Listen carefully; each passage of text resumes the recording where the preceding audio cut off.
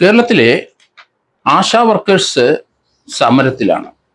സെക്രട്ടേറിയറ്റിന് മുമ്പിൽ അവർ 7-8 ദിവസമായി അവിടെ വന്ന് സമരം ചെയ്ത് അവകാശങ്ങൾക്ക് വേണ്ടി മുദ്രാവാക്യം വിളിക്കുന്ന കാണാം. നമുക്ക് വളരെയധികം കഷ്ടം തോന്നുന്നുണ്ട് അവരുടെ ആ സമരത്തിൽ പങ്കെടുക്കുന്നവരെ മുഖം കാണുമ്പോൾ.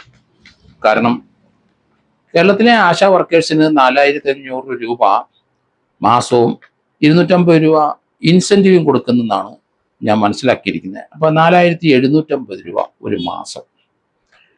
അംഗനവാടി ഹെൽപ്പർക്ക് കിട്ടുന്നത് കേരളത്തിലെ ഈ 2250 രൂപയും 500 ഇൻസെൻറ്റീവ് ആണെന്നാണ് മനസ്സിലാക്കുന്നത്. സർക്കാർ പറയുന്നത് 7000 രൂപയോളം ഇവർക്ക് ആശാ വർക്കേഴ്സിന് കൊടുക്കുന്നുണ്ട് എന്നാണ്. എന്തായാലും കർണാടകയിലെ 10000 രൂപയോളം ആശാ വർക്കേഴ്സിന് ഇപ്പം കൊടുക്കുന്നുണ്ട്. അതിനുള്ള നടപടിയായിട്ടുണ്ട്. കേരളത്തിലെ ആശാ വർക്കേഴ്സിന് തീർച്ചയായിട്ടും അവർ ചെയ്യുന്ന പ്രവൃത്തി വെച്ച് നോക്കിക്കഴിയുമ്പോൾ അത് 25 വയസ്സിനും 45 വയസ്സിനും ഇടയ്ക്കുള്ളവരെ ആണ് ആശാ വർക്കേഴ്സായിട്ട് നിയമിക്കുന്നത്. അവർക്ക് 8ാം ക്ലാസ് വരെയെങ്കിലും മിനിമം വിദ്യാഭ്യാസം വേണം. പക്ഷെ അതിൽ കൂടുതലുള്ളവരാണ് പലരും കേരളത്തിൽ നിന്ന് വർക്ക് ചെയ്യുന്നത്. കാരണം വേറെ ഒരു വരുമാന മാർഗമില്ല. അതുകൊണ്ട് അതുങ്ങൾ അതാത് പഞ്ചായത്തിൽ അതാത് വില്ലേജിലാണ് അവർ ജോലി ചെയ്യുന്നത്. എല്ലാ വീടുകളിലും അവർ കയറി ഇറങ്ങാറുണ്ട്. ഞാനൊക്കെ പല സന്ദർഭത്തിലും ഇടുക്കി ജില്ലയിലും കോട്ടയം ജില്ലയിലും പല കട്ടപ്പന ഭാഗത്തും ഉപ്പുതറ ഭാഗത്തും ഒക്കെ ആശാ വർക്കേഴ്സിനെ ഞാൻ കണ്ടിട്ടുണ്ട്. അവരൊക്കെ രാവും പകലും ഇല്ലാതെ ജോലി ചെയ്യുന്നുണ്ട്. എല്ലാ വീടുകളിലും അവരെത്തി അവിടെയുള്ള വർക്കേഴ്സ് അല്ലെങ്കിൽ ആ വീട്ടിൽ ചെന്നിട്ട് അവരുടെ രോഗമുള്ളവരുടെ കാര്യം വീട്ടുകാര്യങ്ങളും എല്ലാ കാര്യങ്ങളും അന്വേഷിച്ച് പോകുന്ന കണ്ടിട്ടുണ്ട്. അതൊരു നല്ല സിസ്റ്റമാണ്. ഇതൊരു സൗരാഷ്ട്രീയൻ സിസ്റ്റമാണ് എന്നാണ് പറയുന്നത് ആശാ വർക്കേഴ്സ്. സൗരാഷ്ട്രയിലാണ് ഇത് തുടങ്ങിയത്. വളരെ വർഷങ്ങൾക്ക് മുമ്പ് തുടങ്ങിയ ഒരു പ്രവൃത്തിയാണ്. ഗ്രാമീണ മേഖലയിൽ തുടങ്ങിയ ഒരു പ്രവൃത്തിയാണ്. അതാണ് ഇപ്പോൾ ആശാ വർക്കേഴ്സ് എന്നുള്ള രീതിയിൽ ഇന്ത്യയിലെ ഏകദേശം 33 സംസ്ഥാനത്തും അത് വ്യാപിച്ചു കഴിഞ്ഞു. ഒരു 4-5 സംസ്ഥാനത്ത് മാത്രമേ നടപ്പാക്കാതെയുള്ളൂ. 2006 മുതൽ കേരളത്തിൽ ആശാ വർക്കേഴ്സ് ഉണ്ട്. അതുപോലെ തന്നെ അംഗനവാടി വർക്കേഴ്സും അങ്ങനെ തന്നെ. അവർക്കും വളരെ തുല്യവും 2250 രൂപയും 500 രൂപയൊക്കെ ഉള്ളൂ. ആശാ വർക്കേഴ്സിന് 7000 രൂപ കൊടുക്കുന്നു സർക്കാർ എന്ന് പറയുന്നുണ്ട്. എന്തായാലും എങ്ങനെ പോയാലും മിനിമം ഒരു 12000 രൂപ ഒരു ദിവസം 400 രൂപ വെച്ചെങ്കിലും കൊടുക്കേണ്ടി വരണം. കാരണം അതാണ് അവർ അതാത് വില്ലേജുകളിലെ ഓരോ വീടുകൾ കയറി ഇറങ്ങി മലയായാലും ശരി വെള്ളമായാലും ശരി വെള്ളം കെട്ടിക്കിടക്കുന്നതായാലും ശരി ഇവരവിടെ എല്ലാം സഞ്ചരിച്ച് ഓരോ വീടുകളിൽ പോയി അവർ അവിടുത്തെ ക്ഷേമ പ്രവർത്തനങ്ങൾ അന്വേഷിക്കുകയും അവിടെ അസുഖമുള്ളവരെ അങ്ങനെയുള്ള എന്തൊക്കെ രീതികൾ അവർക്ക് ബുദ്ധിമുട്ട് അനുഭവിക്കുന്നോ അതെല്ലാം കളക്ട് ചെയ്ത് അധികാര സ്ഥലത്ത് എത്തിക്കുന്ന ഒരു പ്രവൃത്തിയാണ് ആശാ വർക്കേഴ്സ്. അതുകൊണ്ട് അത് പ്രോത്സാഹിപ്പിക്കേണ്ടതാണ്. അത് സർക്കാർ ജീവനക്കാരല്ല എങ്കിലും അവർക്ക് കൊടുക്കുന്ന ഇൻസെൻറ്റീവും ചില ചെറിയ സംഖ്യകളും മാത്രമേ ഉള്ളൂ. അത് ഇപ്പം 2 മാസത്തെ അവരുടെ കുടിശ്ശികയാണ്. കർണാടകയിൽ ഇപ്പം അവിടുത്തെ 7000 രൂപ കൊടുത്തുകൊണ്ടിരുന്ന 10000 രൂപയായിട്ട് ഉയർത്തിയിരിക്കുന്നു അവർ.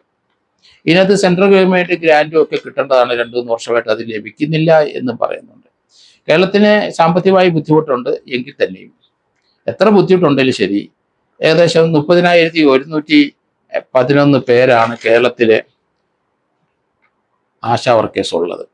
അവർക്കൊക്കെ കൊടുക്കുന്ന തുച്ഛമായ സംഖ്യ ആണെങ്കിലും അല്പസ്വല്പം വ്യത്യാസത്തിൽ കൂടി അവരുടെ കാര്യം ഒരു 400 രൂപ വെച്ചെങ്കിലും പെർ ഡേ വേണം കൊടുത്തിരിക്കണം എന്നാണ് എൻ്റെ വ്യക്തിപരമായ അഭിപ്രായം. ഗവൺമെൻറ് അത് പരിഗണിക്കണം.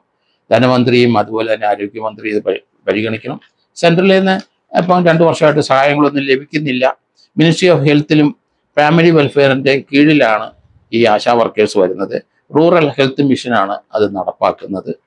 ഏതായാലും ഇത് തീർച്ചയായിട്ടും ചെറുപ്പക്കാരായ പ്രത്യേകിച്ച് 25-45 ഇടയ്ക്കുള്ള സ്ത്രീകൾക്ക് അവർക്ക് തീർച്ചയായിട്ടും അവരുടെ കുടുംബത്തിന് വളരെയധികം പ്രോത്സാഹനമായ അല്ലെങ്കിൽ അവർക്ക് ഒരു വിധത്തിലെങ്കിലും പിടിച്ച് വീട്ടിൽ നിൽക്കാൻ പറ്റുക ഈ ഇൻകം കൊണ്ട്. അതുകൊണ്ട് സർക്കാർ ഒരു 400 രൂപ വെച്ച് കണക്കാക്കി 12000 രൂപയെങ്കിലും അതൊക്കെ കൊടുക്കണം. അവരുടെ മൊബൈൽ ഫോണിൻ്റെ മറ്റും ഇൻസെൻറ്റീവായിട്ട് അതിനുള്ള പ്രത്യേക എമൗണ്ടും കൊടുക്കണം എന്നാണ് അവരുടെ സമര രീതി കണ്ടപ്പോൾ എനിക്ക് തോന്നുന്നത്. കാരണം അതുപോലെ കഷ്ടപ്പെടുന്ന ഒരു ജനവിഭാഗത്തിൽപ്പെട്ട ആൾക്കാരാണ്, സാമ്പത്തികമായി വളരെയധികം ക്ഷയിച്ചിരിക്കുന്ന വീടുകളിലെ കുട്ടികളാണ് അല്ലെങ്കിൽ സ്ത്രീകളാണ് ഇതിലേക്ക് വരുന്നത്. അവരെ ഏതായാലും ഇത് വളരെ പ്രോത്സാഹജനമായ ഒരു ഹെൽത്ത് ഡിപ്പാർട്ട്മെൻറ്റിൻ്റെ ഒരു ഒരു ഒരു ഒരു ഡിവിഷനാണ്. അതുകൊണ്ട് അത് തന്നെയല്ല കേരളത്തിലെ നമ്മുടെ ഈ ഹോസ്പിറ്റലിൽ പോയി വരുന്ന ജനങ്ങളുടെയൊക്കെ ബുദ്ധിമുട്ടുകൾ നമുക്കറിയാം. വീടുകളിൽ ഇവർ ചെന്ന് ആ രോഗികൾ കിടക്കുന്നവരെ അല്ലെങ്കിൽ അതുപോലെയുള്ളവരെ അവശത അനുഭവിക്കുന്നവരെ കണ്ടെത്തി അതിൻ്റെ വിവരങ്ങൾ റിപ്പോർട്ട് ചെയ്യുകയും അവർക്ക് അത്യാവശ്യമായ മരുന്നുകൾ കൊടുക്കാനും ഒക്കെ വേണ്ട സഹായങ്ങളെല്ലാം ചെയ്തു കൊടുക്കുന്ന ഒരു നല്ലൊരു സ്കീമാണ് അത്. 2006 മുതൽ കേരളത്തിലുള്ളതാണ്. അതുകൊണ്ട് ഗവൺമെന്റ് അവരെ സമരത്തിൽ നിന്ന് അവരെ പിന്തിരിപ്പിച്ചു വിട്ടിട്ട് അനുഭാവപൂർവമായ ഒരു പരിഗണന കൊടുക്കണം എന്നാണ് അതിനകത്ത് ആരോഗ്യമന്ത്രിയും അതുപോലെ ധനവകുപ്പും. കാരണം എന്തായാലും 7000 രൂപ വരെ കൊടുക്കാൻ ഗവൺമെന്റ് തയ്യാറായിട്ടുണ്ട്. അതുകൊണ്ട് അല്പസ്വല്പം കൂടെ, കാരണം 10000 രൂപ മാത്രമാണ് അവർ ചോദിക്കുന്നത്. അതുകൊണ്ട് സർക്കാരിന്റെ ഈ സാമ്പത്തിക ബുദ്ധിമുട്ടിനിടയിലും ഇവരുടെ കാര്യം കൂടെ പരിഗണിക്കണം എന്നാണ് എൻ്റെ അഭ്യർത്ഥന.